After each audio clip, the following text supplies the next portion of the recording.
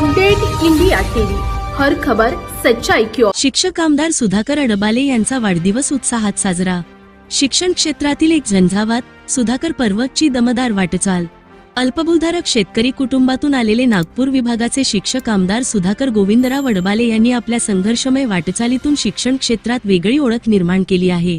त्यांच्या वाढदिवसानिमित्त विविध ठिकाणी शिक्षक, शिक्षकेतर कर्मचारी, समर्थक व हितचिंतकांकडून उत्साहात शुभेच्छा देण्यात आल्या। शिक्षकांच्या प्रश्नांना सभागृहात सातत्याने वाचा फोडत शिक्षण क्षेत्रातील समस्या सोडविण्याप्रती बांधिलकी त्यांनी जपली आहे। जुनी पेन्शन योजना, कुटुंब निवृत्ती योजना तसेच शिक्षक, शिक्षकेतर कर्मचाऱ्यांच्या विविध प्रलंबित प्रश्नांसाठी आपण आग्रही राहणार असल्याची भूमिका आमदार अडबाले यांनी व्यक्त केली आहे। अल्पभूधारक शेतकरी पुत्र ते शिक्षक आमदार असा त्यांचा प्रवास संघर्ष, जिद्द आणि सामाजिक बांधिलकीचा आहे। त्यामुळे त्यांच्या वाढदिवसानिमित्त सुरू असलेला हा उत्साह शिक्षण क्षेत्रातील एक झंझावात, सुधाकर पर्व अशी भावना व्यक्त करणारा ठरत आहे। शिक्षकांच्या न्याय हक्कांसाठी सातत्याने लढणारा आवाज म्हणून आमदार सुधाकर अडबाले यांची वाटचाल पुढेही कायम राहणार आहे। अपडेट इंडिया जिल्हा प्रतिनिधी लिमेश माणूसमारे यांनी प्रत्यक्ष आढावा घेतला असता मान्यवरांनी पुढील प्रतिक्रिया व्यक्त केल्या। जिल्हा प्रतिनिधी लिमेश माणूसमारे। आमदार सुधाकररावजी अडबाले सरासर बराच दीर्घकालावधी काम केलेलं आहे। त्यांच्या व्यक्तिमत्व किंवा त्यांच्या कार्याची शैली आणि त्यांची धडाडी या व्यक्तीबद्दल आपण काय सांगतो? सरांसोबत मी जवळजवळ 30 वर्षापासून काम केलं आहे। 1992 पासून सरांसोबत मी काम केलं आणि सरांनी जी मला मदत केली आणि मलाच नाही तर या जिल्ह्यातल्या सर्व शिक्षकांना शिक्षकांच्या समस्या असो, त्यांचे अनेक वेगवेगळे प्रश्न असो, त्यांनी चांगल्या प्रकारे सोडवले आहे। ते पर्सनल सुद्धा मदत करतात, इव्हन आर्थिक मदत सुद्धा ते लोकांना करतात आणि त्यांची जी धडाडी आहे, जिद्द आहे, परिश्रम आहे, ते वाखाणण्यात जोग आहे आणि ते आमदार बनण्यासाठी निश्चित पात्र होते। त्यांनी एवढी मेहनत घेतली होती आणि भविष्यात पुढे अजून 3-4 टर्म ते आमदार राहतील अशी मी अपेक्षा करतो।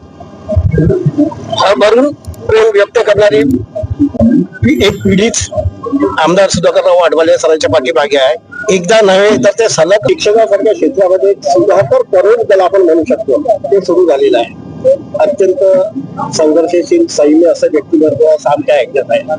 तर आजच्या वाढदिवसानिमित्त तुम्ही त्यांच्या कारकिर्दीचा आढावा किंवा त्यांच्या व्यक्तिमत्वाचा आढावा काय सांगाल? कारण आमचे ते शालेय याच्यापासून मित्र आहे। शिक्षक संघाची जेव्हा नागपूर शिक्षक संघाचे अध्यक्ष तेव्हापासून आम्ही सोबत काम करतोय।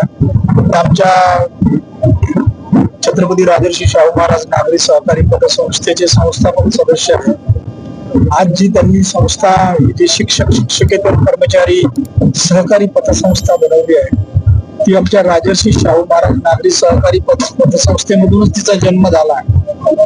तर आणि नंतर तिचा विस्तार झाला आणि शिक्षक संघटनेच्या माध्यमातून, खास करून माध्यमिक शिक्षक संघाच्या माध्यमातून शिक्षकांचे आंदोलन, शिक्षकांचे प्रश्न घेऊन त्यांनी संघर्ष केला आणि दुसरीकडून पतसंस्थेच्या माध्यमातून शिक्षकांना आर्थिक दृष्ट्या मदत करण्याचा, आत्मनिर्भर करण्याचा प्रयत्न केला। त्याचा फायदा हा निवडणुकीमध्येही त्यांना झाला। त्याच्यापूर्वी असलेले जे उमेदवार होते, शिक्षक आमदार होते, त्यांनी शिक्षकांसाठी काहीच नाही केलं। RSSच्या विचाराचे होते। तर आता RSSच्या विचाराचा माणूस कितीही मोठा झाला तरी तो दुसऱ्या ज्या संस्थेमधून, संघटनेमधून, लोकांमधून निवडून गेला आहे त्यांच्यासाठी काही करू शकत नाही।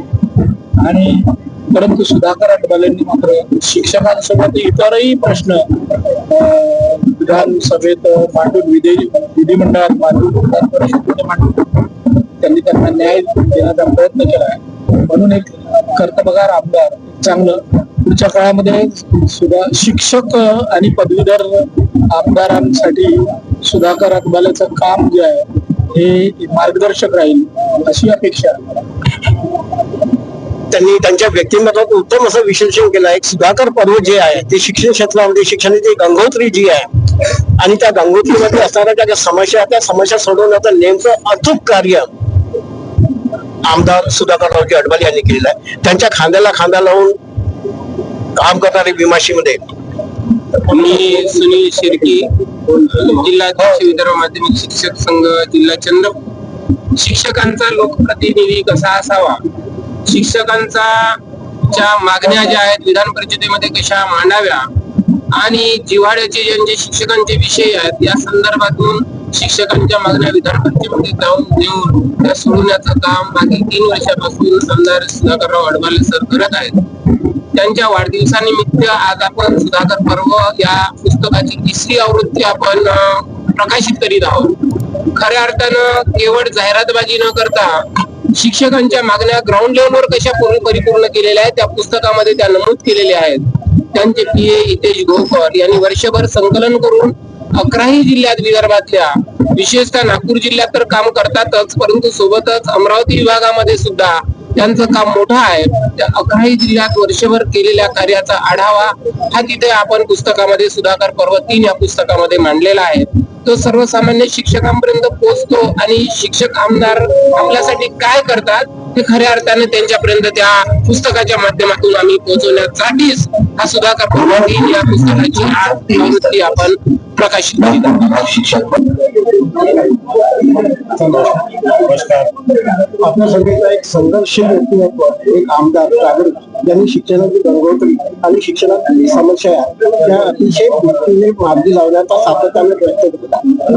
तसंच आपला वाढदिवस जो आहे या वाढदिवसामध्ये आपण असं असते की एखादा संकल्प कोणत्या कुठे जाहीर करत असतो, तर आपण नेमकं काय करणार उद्यापासून?